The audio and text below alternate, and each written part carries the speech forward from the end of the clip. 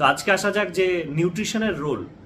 আমরা জানি যে ক্যান্সার হচ্ছে একটা কিন্তু ক্যাটাবলিক স্টেট, যেখানে হচ্ছে ক্যান্সার টিউমার যখন বাড়তে থাকছে সাইজে, সে কিন্তু পেশেন্টের যে শরীর সেটাকে কিন্তু ওরা প্যারাসাইট হিসেবে কাজ করছে, মানে নিজে সব শরীর থেকে পেশেন্টের পুষ্টি খেয়ে নিচ্ছে এবং নিজে মোটা হয়ে যাচ্ছে, সাইজে বড় হচ্ছে, ওয়ারাস পেশেন্ট কিন্তু আস্তে আস্তে লিন অ্যান্ড থিন হয়ে যাচ্ছে, রোগা হয়ে যাচ্ছে। তো পেশেন্ট ম্যালনিউট্রিশন হয়ে যাচ্ছে, পেশেন্টের খিদে কমে যাচ্ছে, অ্যানোরেক্সিয়া হচ্ছে। তো ঠিক এমতো অবস্থায় এই যে অ্যানোরেক্সিয়া বা ধরুন এই যে পেশেন্টের যে রোগা হয়ে যাচ্ছে, যেটাকে আমরা বলছি যে ক্যাকেক্সিক স্টেজ, এবং তারপর অনেকদিন ধরে এই ক্যাকেক্সিক স্টেজটা চলতে থাকলে পেশেন্টের হচ্ছে মাসল মাস লস হয়, যেটাকে সার্কোপেনিয়া বলে। তো পেশেন্টের ওয়েট কমে যাচ্ছে, পেশেন্টের খেতে ইচ্ছে করছে না।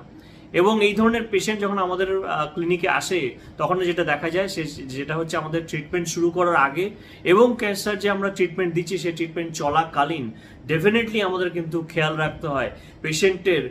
পুষ্টি কেমন আছে সেটা অ্যাসেস করা, এবং সেই পুষ্টি অনুযায়ী পেশেন্টকে নিউট্রিশন দেওয়া। যেটা আমার প্র্যাকটিসের মেন ক্রাইটেরিয়া সেটা হচ্ছে পেশেন্টের যেন কোয়ালিটি অফ লাইফ যেন মেনটেন থাকে along with the treatment taking the whole course of the therapy.